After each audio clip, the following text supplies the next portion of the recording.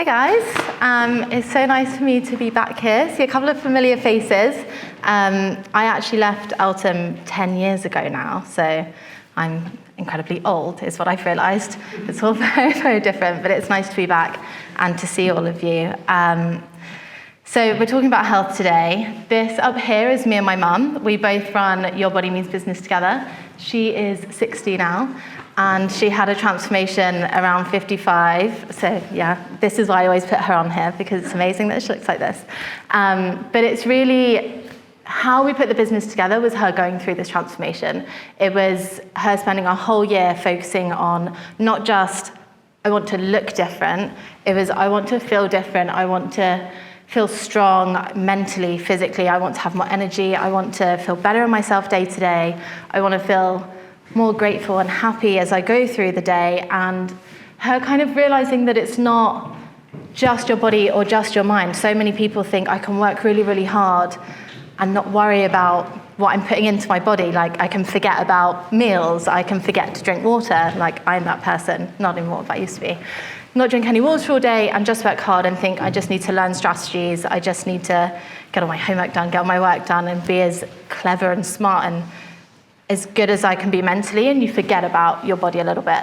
So she spent a whole year doing mind and body training and coaching and understanding, and we realized that it just helped her fuel her business at the time, fuel everything else in her life, and we came up with Your Body Means Business and the kind of formula that I'm going to share with you guys today. So just a little bit of background. Before 2014, my mum ran an apprenticeship business, and we did a little bit about vision work and knowing what kind of career you want, and a tiny bit on how to be healthy, eat your veg and stuff like that, but not really that much. Then I was working at Goldman at the time, so I was in banking, and I worked on a lot of career programs. Again, just, how can you expand your network? How can you get to the next level? How can you beat everyone else? And the thing that they missed was looking after yourself. How can I feel happy when I'm working? How can I feel fit and strong and continue to get better and better and better every year, as opposed to burning out, hitting barriers, and things like that. So we came together and we put YBNB together as a little test, and you can see here, this was her difference. Sorry, I probably shouldn't tap your screen. But we tried it with people in her business. We tried it with people all over the world by now after COVID hit, and it's just a proven formula that works for everyone at any age. And really, our purpose is kind of what I've just spoken about.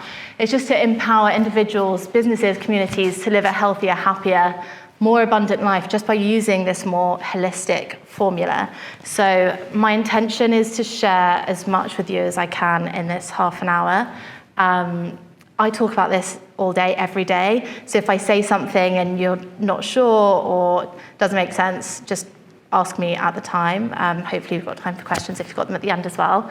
But also if you disagree with anything and you think that's not for me, that doesn't resonate, don't take it. But take whatever resonates with you from this talk, and hopefully there's something for all of you.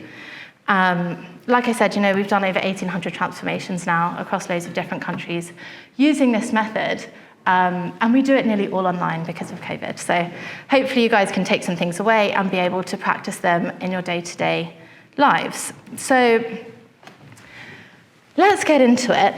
My main question that we always ask everyone is, who is in the driver's seat of your life? Who is in control? Generally, we spend a lot of time just allowing external things in the day affect us, how we feel, where we go, what we're doing, how we're eating, what we're thinking, and it all comes up with a general perception of ourselves and how we feel about ourselves and how we feel about everything kind of around us and in our life. And like I said before, we tend to think that our thoughts and our brain and our body are disconnected. They're not one thing. So we like to use a taxi analogy, thinking about your body a bit more as a car or a taxi, i.e. the vehicle that drives around your brain as a passenger. And if you have a brand new shiny car, which to be honest, at your age, you basically all do, if you've got a brand new shiny car, you're gonna get to where you wanna go quickly, efficiently, feeling great, looking great, all that stuff. And your brain's going to be nice and happy in there. If, however, your taxi is worn out, you've put petrol in it instead of diesel, or it's an electric car and you put something wrong in it, I don't really know how they work, then you're going to break down. You're not going to get to where you want to go as quickly, or your brain's going to be a bit stressed in there, not loving the journey quite so much. So we really think about connecting the two. And when I ask you who's in the driver's seat, the kind of main thing that I want you to start thinking of is being aware of that question a little bit more. So we'll talk a little bit about brain and mindset first, and then we'll go into the body and how to connect the two. In terms of awareness, like I said, a lot of us just go day to day, letting everything external affect us. So in my day to day, I get up and go to work and things like that. I can wake up and my phone goes off and I've got an email. I'm like, oh, God's sake, something's gone wrong yesterday. Immediately, 2 seconds into waking up, I'm annoyed, I'm frustrated. I then get up, go and make my coffee, still thinking about something, I drive to work, whatever it is, traffic annoys you, you are late, you're rushing because you had to deal with the email. All of that stuff still happens to me now. When I was at school, it would be, well, my lovely dad over here would wake me up, so with a cereal or something. So I'd get woken up that, the light would go on and I'd be like, oh, I'm tired, God's sake, why are you waking me up? And anyway, fanny around for a bit, then be late for school because at this point I was in sixth form when I was at Eltham, so I could drive myself. But I'd be late for school, I think, oh God, I've left my homework at home, I haven't got my homework. Oh, my friend's not here, so I know I'm in that class alone, and I really, I now don't want to go to that class, haven't done my homework, my friend's not in, and you feel anxious, stressed, worried. Or the other way around, if I'd woken up early and there's no traffic on the way to school, and I did all my homework the few days before, and all my friends are in, and it's all the lessons I like, I'm having a good day. But you see how those two examples are external things affecting how I feel in my day, and that happens all the way through your life. It kind of doesn't matter how old you are. But I'd like you to just start thinking about tomorrow, for example, when you wake up, how am I feeling? Am I stressed? Am I anxious? Is it a great day? Is it less so? And be aware of it. You don't actually have to do anything about it at the first point, but just be aware about how you're thinking and feeling about yourself. Because our brain is thousands of years old, and it hasn't evolved like we have. It still thinks the same things, and it constantly is essentially designed to save us from lions and tigers and bears, and therefore is stressed and is like, run away, be scared of things, don't go and do that, don't feel this, don't feel that. And it basically makes you go into a fear response immediately over nothing, because it still thinks that you should be scared of lions and tigers. Lions and tigers aren't there anymore, so we're now scared of being late, not doing our homework, all that stuff. And because of that, it tends to feed us negative thoughts. So these are the kind of general limiting beliefs, we call them, or limiting thoughts that we allow into our brain kind of every single day. I'm not clever enough, I'm not good enough, I'm too busy to do that, like success is for other people, I'm too young, like I really want to do this, but I'm too young to do that. I really want to do that, but I'm not clever enough to do that. I really want to try this, but all the successful people or kids or whatever do that, and that's not me, I don't fit into that, so I'm not going to do it. Be aware of those kind of thoughts that come in, because that's just your brain trying to protect you more than you actually thinking or feeling it, and you can be in the driver's seat and be in control of what you're thinking and feeling. So once you're aware of these kind of thoughts, ask yourself if they're really true. Like, what's a more empowering belief that you could have? Oh, I'm not clever enough, like we all have phones, like you can Google anything, you can find out anything, you can be resourceful in that way. I'm too busy, I can make the time. Success is for other people. Actually, I deserve this. I'm not good enough. I love and hate this one. Everyone has this at some point in their life where they think, I'm not good enough. We use the example, I'm a specialist here, but if you're ever feeling, I'm not good enough, this is where you want to connect your brain and body and be like, you have a heart that beats without you doing anything. You didn't have to work for that to happen. You're just born that way. You have so much that you can be grateful for just in the fact that you can stand up and go and walk somewhere, or you can breathe or be alive. There is enough there that it doesn't really matter. Like you're already good enough to be here. You're good enough to try whatever you want. My favorite and most hated, because we all feel this at some point. too old, too young. Like, there's always reasons for why you wouldn't do something, but it is just your brain being scared. Think and be aware of those thoughts and just adapt them. The first thing is just being aware of what you're thinking and why you're thinking it. The reason I talk about this first is because it's the brain and our thoughts and how we're feeling are the most immediate thing that come to us. Like I said, it's the first thing you think or feel when you wake up in the morning. And the stress response I've spoken about does come from all externalities around us. And yes, you can deal with them just by being grateful, switching the thought, switching the belief. But the other thing that really affects us is how we're fueling ourselves, what we're putting into our body, because our body also goes into a stress response, depending on what we eat. Now, this is the classic bad food, good food, don't eat, do eat, which, it's not really that way, but just for the purposes of this argument, when you put everything like burgers and fries and essentially everything processed into your body goes into a stress response. And it makes you inflamed, and it works against you in a number of different ways. Again, when you're young, your body's able to kind of deal with it. As you get older, it gets harder and harder and harder for your body to deal with it. So to start with, you're already stressed because of whatever's going on in your day, or you're anxious, or you're worried, or whatever.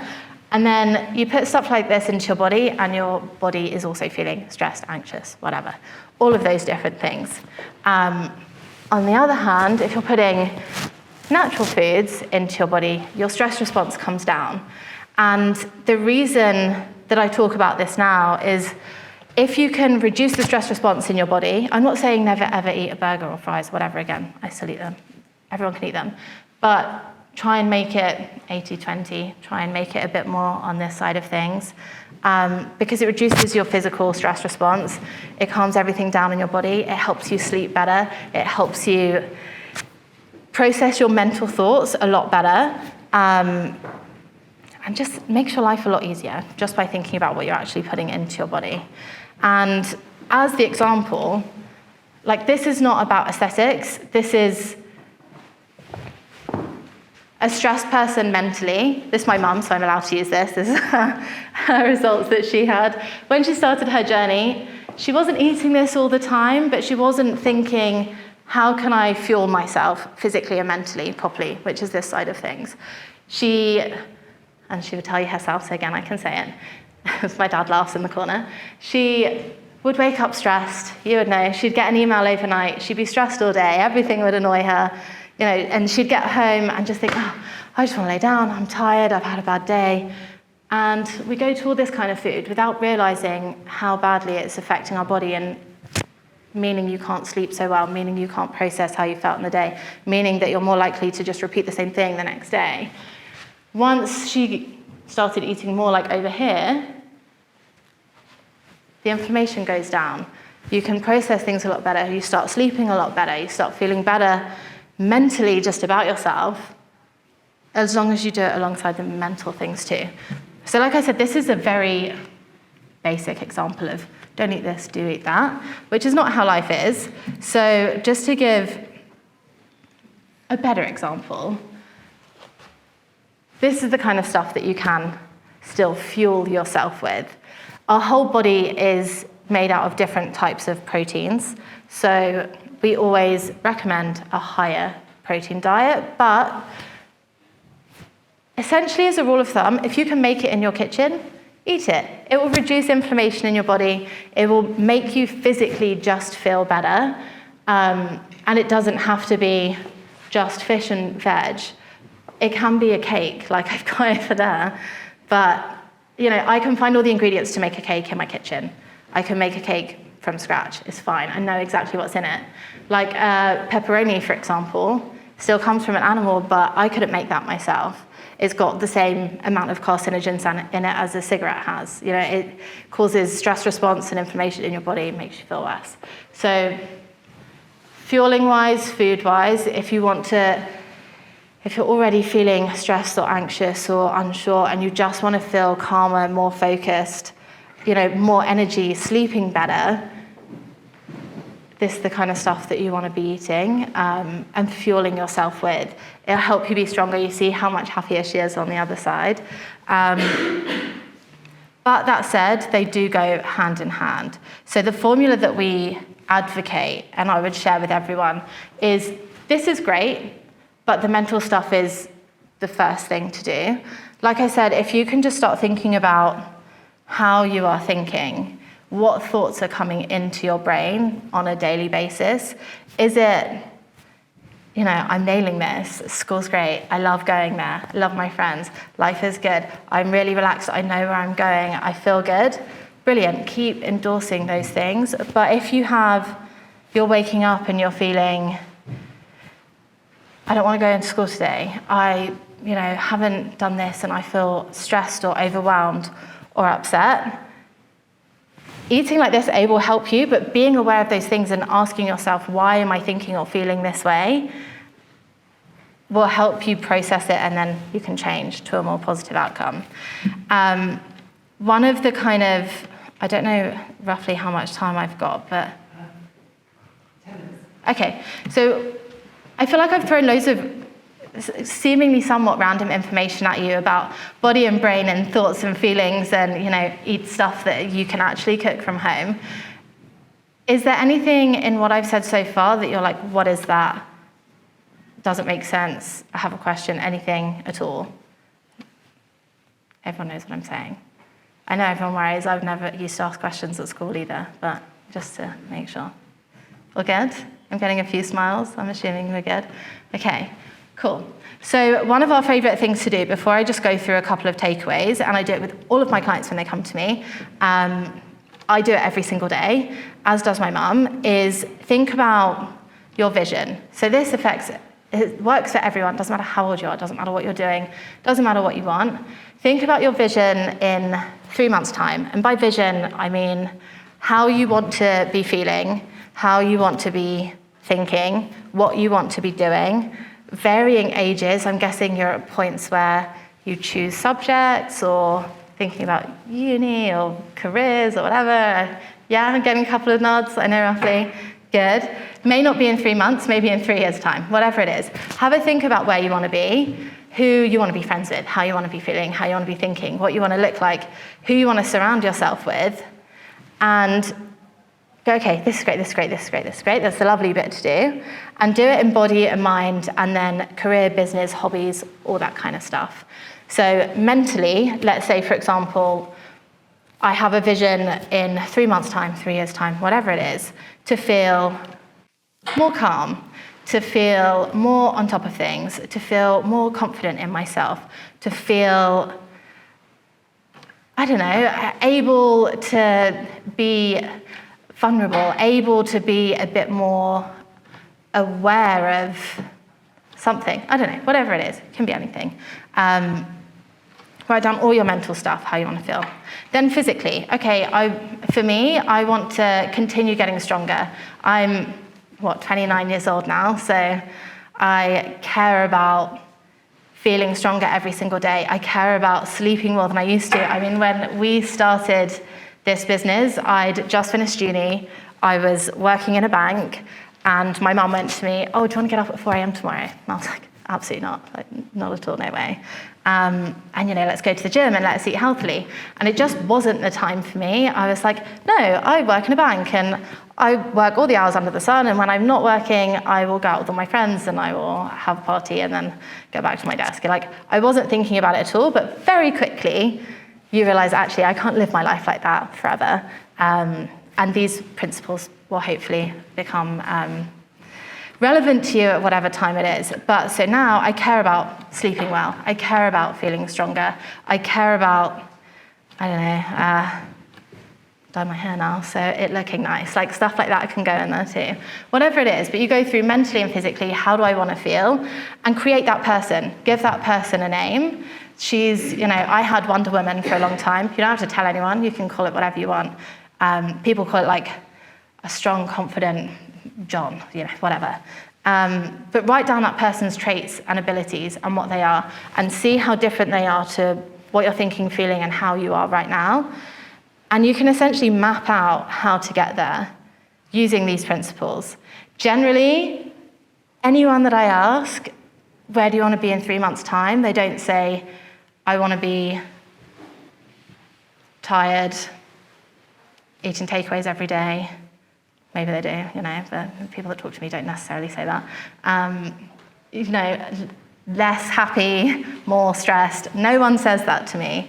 Everyone wants to move towards the happy, healthy, fit, strong, not necessarily carefree, but able to handle things kind of person. It's different for everyone, but that's the direction people want to move in. And if you're ever in a stage where you're writing that down, you have the person, you have your Wonder Woman, your strong, confident Becky, whatever it is, how do they eat? How do they feel? What do they look like? What are they saying to themselves? And do you say that stuff to yourself now? Is she thinking, I look great today, I feel great today, I'm going to try something new today? Or is she feeling, oh, I'm not sure, I'm a bit scared, I don't know? Generally, there's a gap there, and once you know the two, you can use all of these principles to get yourself essentially from A to B. This is what we advocate to everyone. And it all falls into your career, your job, your school, your uni, whatever you want to go through. But again, I realize I've thrown a lot of kind of bits and bobs mentally and physically at you. So really, all I want you to take away from this is, number one, the importance of movement. This is probably the fastest and easiest way for me to show you that mind and body are connected. If I said to everyone in this room, show me a sad, depressed, unsure person, nearly everyone, because I've seen rooms of thousands of people do it, go like this, and they breathe more shallowly, and they look at the floor, and their shoulders come down, and their hands sort of come in, or you're nervous or you're sad, or whatever it is, people come like this. If I say to you, show me that strong, confident Becky that you just wrote down, they're like, oh, hey, I'm here. You flip your hair, you wander around, your shoulders are back, you breathe more. I haven't actually changed anything in myself, but you can see the difference in those two people purely because of how I was standing, how I was moving, how I was breathing. That is the first thing that you could do. Movement doesn't have to be go to the gym, lift weights, run around. You can literally just think, I want to be strong and confident and whatever. Think, how does that person stand? How do they breathe? Do it. You don't have to believe that you're that person just yet, but do it, and your body starts to convince you that you're them. So it works quickly. Second one, I feel like everyone in the world knows this. Hydration is key. I will say this to everybody because I've always been the person that can't be bothered to drink all my water and never do it. But I do think we all know, and if we don't, we're more than 70% water. They've realized now that they can keep a chicken cell alive for more than 100 years by keeping it hydrated. So we're looking a lot now at longevity, how to live longer, and you guys don't really need to care about that yet, but it's never a bad time to get your 2 liters a day in. So hydration. Nutrition I've spoken about. I'm not saying don't eat burgers and chips and all that stuff. I still eat it, I love it too, it's great. But just be conscious of thinking about how to fuel your body more than, I just, will eat whatever's closest to me. Is this gonna help me physically feel stronger and feel better or not? Generally, if you can make it in your kitchen, it grows in the ground, anything like that, you're onto a winner. Strength training I've not spoken about, but it really kind of goes towards the feeling stronger for longer mindset. I can maybe send you guys stuff if you want that later. Recovery is just important. Again, if you're fueling yourself properly, you're thinking about how you feel day to day, what your thoughts are, being more aware of them, focusing more on gratitude and what you can do and your vision and where you want to go. Sleep recovery is important and more at the front of your mind, but it's also a lot easier for you to do, and it decreases that stress response that I was talking about at the beginning. Mindset training is all of the stuff I spoke about at the beginning, how you're thinking and feeling, how you can change it, doing some vision work. Vision and accountability is the vision stuff I just spoke about. Is my favorite thing. I think it's, if you take one thing away or you just want to try one thing today, think about who you want to be and how you want to feel and all that stuff in 3 months' time, 6 months' time, whatever it is, and just write down all those things. Who is that person? What do they think? What do they feel? What do they eat? What do they drink? Who are they friends with? Who do they hang out with? Who do they listen to? How do they feel about themselves? Create that person, name them, and look at all the gaps from where you are now to where they are and how to get there. And learning, you guys are in the best place for it anyway. But we now work with a lot of people that are a lot older than you guys. But one of the key things to remember is that everyone is always learning. It never ever stops. Doesn't stop when you leave school. It, if anything, gets more because you're learning on your own. You don't have the help of everyone that you've got here. But it's a never-ending learning thing. So I hope that maybe you've learned something from what I've spoken about today. Like I said, if something resonates and you like it, take it. If it doesn't resonate and it doesn't fit with you or you disagree, don't take it. Great timing. Yeah.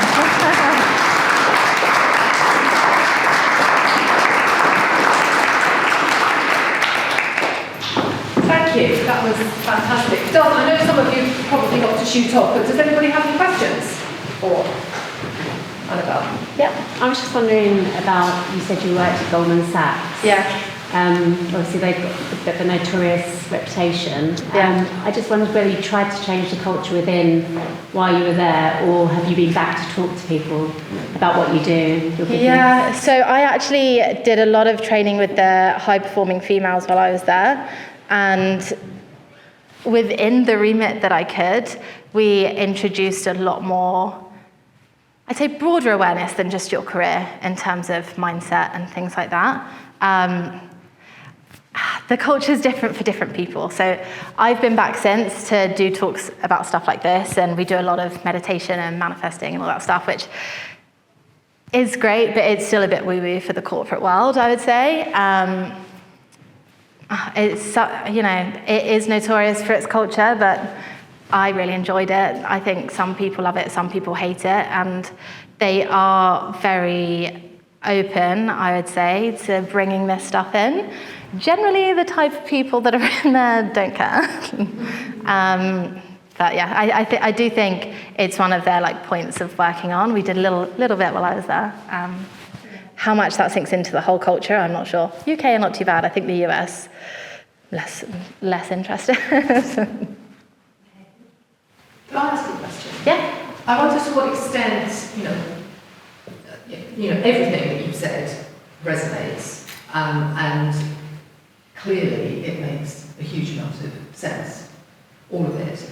But I wonder to what extent would you advocate the notion that you kind of almost flick a switch in terms of your relationship perhaps with food or exercise or water? I'm with you on the vegetarian going. Or whether this can be a gradual process. Yeah, it's definitely, I think through the whole journey, people have flick a switch days and moments and times where you go, in this bit, enough is enough, and I don't want to feel like that anymore. I don't want to eat like that anymore. I don't want to do this anymore, and you change. But as a whole, it's a constant journey the whole way through. I mean, people have their moments of, this is it, I'm making a change, but it's still a learning process. It's still something different. And you still can get stronger and stronger and stronger every day. You're not just like, oh, I'm strong now and that's it. And we all still have the brain that's trying to protect us, although it's counterproductive these days because there are no lions and tigers, that make us feel stressed or whatever at the time. Or, if you've spent 10 years, 20 years, 30 years, 50 years thinking, feeling, eating, having any kind of relationship in one's way, it doesn't take one day for that to switch. It's, I'm 29 now, if I've spent 29 years thinking a certain thing about myself, one day that doesn't just magically change. Every now and then I'm going to be thinking, oh, but maybe I'm still like that. Oh, maybe that is still me. But it's having the awareness of what thoughts are coming into your mind to help you, and the vision as well, to help you keep going the way that you want to go, rather than coming back to who you were then. A lot of our clients think about it as almost shedding a skin or taking a coat off. It's that was me then, I've shed that skin now, and I don't feel like that anymore. I don't have that relationship anymore. I don't have that feeling or thoughts or thing about food anymore. You're just a totally different person. So you have switch moments where you're like, okay, I'm there, but it's always a progress and a journey. And like I said, we're always learning and growing. So constant never-ending improvement is what we call it. Canny. Are most of your clients individuals, or are they businesses, maybe not many banks, but other businesses more relaxed? Some banks, actually.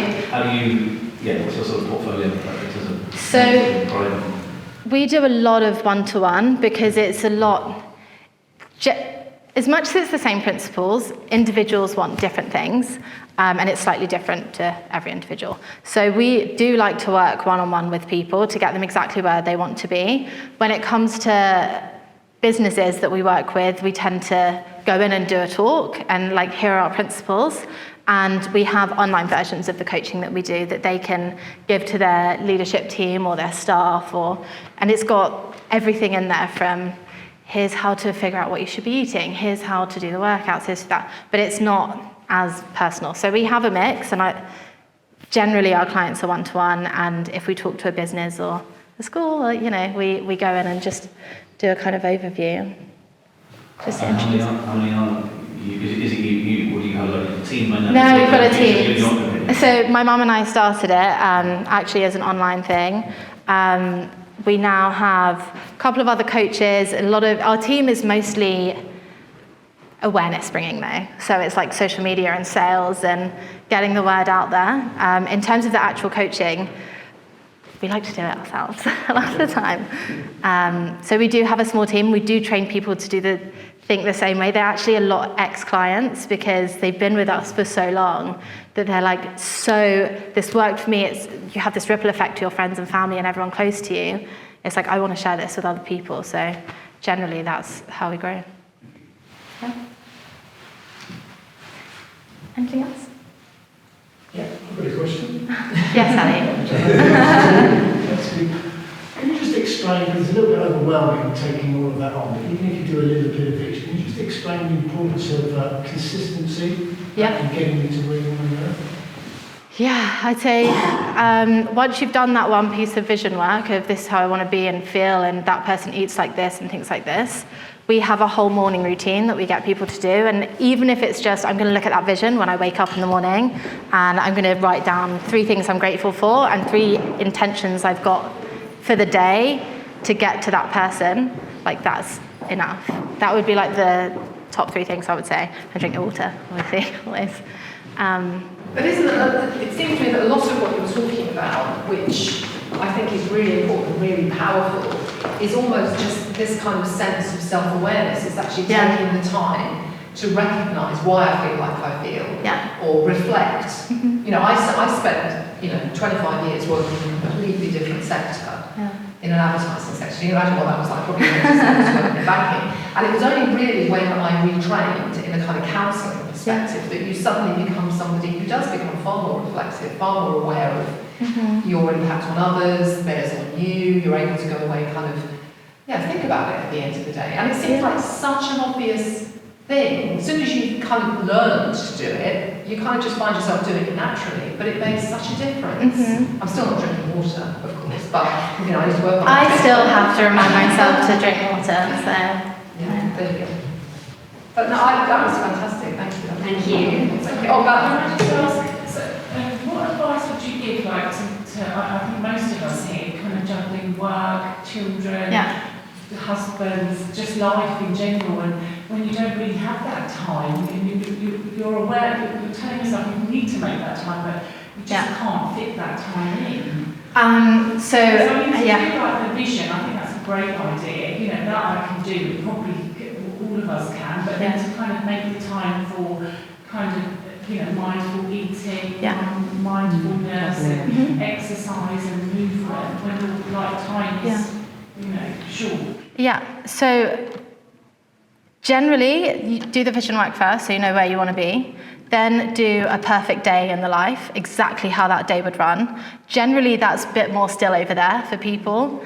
Then do a perfect day. How would it run for you right now? What would a perfect day look for you? Timing-wise, okay, get up at this time. I feel like this, I do that. Then the kids get up, then that happens, then this happens, then the other happens. And juggle it around until you think, okay, yeah, that's a good day for me right now. Try and live it the next day. And realize where the gaps are. Generally, food-wise, prep your food, makes life really easy. You don't have to think about what you're eating. You can make it for the entire family, save an extra for you for lunch the next day, take it into work, don't have all the cooking time's gone. Like, every time I get people to do their perfect day and then do a perfect day for right now, they juggle it around a little bit, try and live it the next day, go like, oh, that actually took me a bit longer, this took me less time. You know, I reprioritized this, so I spent less time here and more time there. And it doesn't always take as long as you think it will. And then it's just getting into a routine of what works for you. But just actually going through it and going, okay, so this is my time slot to do this. This is my time slot to do that. I know I'm in school at this time and this time. I've got my breaks here, and this is how I want to fill them.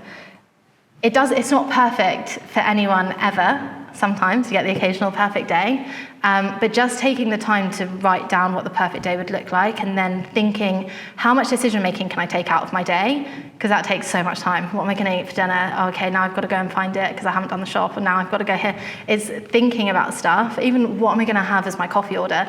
Stuff like that takes up so much more time than you would think. So removing as much thinking time as you possibly can tends to help.